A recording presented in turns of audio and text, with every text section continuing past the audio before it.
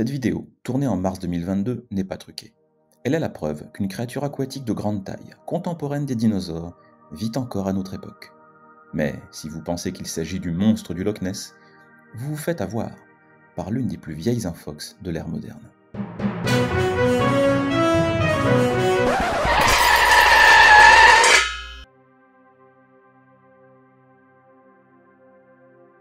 Le Loch Ness, un grand lac de la région des Highlands, en Écosse, qui serait probablement resté inconnu du reste du monde sans la légende de Nessie, le monstre qui entrait à ses profondeurs.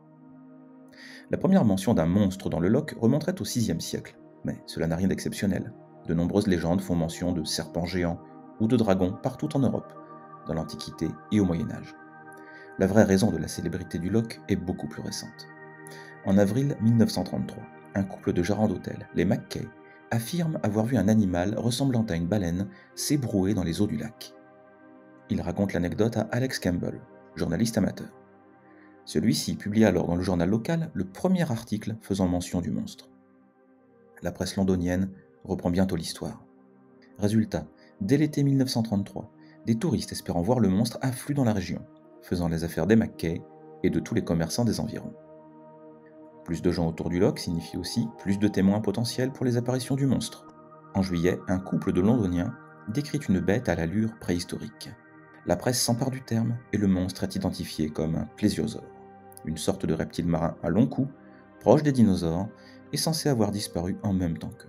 Une apparence confirmée dès 1934 par la première photo de qualité de Nessie. Prise par un respectable médecin londonien, le docteur Robert Kenneth Wilson, elle est publiée dans le Daily Mail, un des plus gros quotidiens britanniques, et fait aussitôt le tour du monde. Près de 60 ans plus tard, en 1993, un certain Christian Sperling avouera qu'il s'agissait d'un canular. Selon lui, l'homme à l'origine de la photo était son propre beau-père, Marmaduke Wetherell, chasseur de gros gibier. Celui-ci, engagé par le Daily Mail pour traquer le monstre, avait relevé d'étranges traces sur les bords du Loch. Mais les experts du British Museum avaient conclu qu'il s'agissait d'empreintes d'hippopotame, sans doute réalisées avec une patte naturalisée de l'animal. Humilié, Wetherell aurait voulu se venger en créant une autre fausse preuve. Sperling aurait ainsi fabriqué la tête du monstre avant de la fixer sur un modèle réduit de sous-marin. Son beau-père aurait ensuite pris la photo du faux monstre sur le Loch et demandé à l'une de ses connaissances, le Dr Wilson, de prétendre être à l'origine du cliché. Mais ces révélations n'ont pas tué Nessie.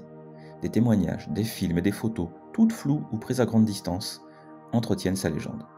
Le Daily Mail publie d'ailleurs toujours des articles à son sujet, et sa popularité auprès des touristes semble intacte. Il trouve de nouvelles plantes et de nouveaux animaux dans différents endroits du monde tout le temps, alors il pourrait encore trouver quelque chose que nous ne connaissons pas.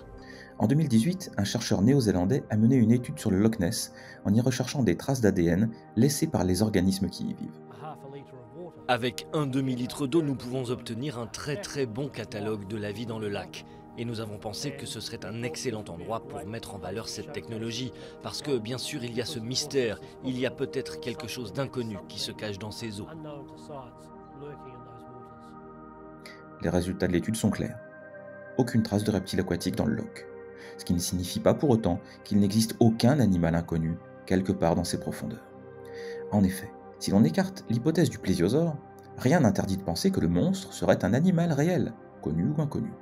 Il pourrait par exemple s'agir d'une colonie de phoques, ou bien d'un esturgeon, comme celui que l'on voit sur ces images, tourné dans une rivière de Colombie-Britannique, au Canada. L'esturgeon, qui peut mesurer plusieurs mètres et vivre plus d'un siècle, est un des poissons les plus anciens de la planète. Ses congénères vivaient déjà il y a 250 millions d'années, avant même les premiers dinosaures. Or, aujourd'hui, cette famille de poissons est gravement menacée, en cause la surpêche, le commerce de ses œufs, le caviar, la pollution de l'eau, mais aussi la destruction des cours d'eau et de ses habitats naturels. Le mythe de Nessie est sympathique. Comme le Yéti et d'autres animaux fabuleux, il vit confortablement dans notre imaginaire, et tout l'esprit critique du monde ne l'en délogera pas.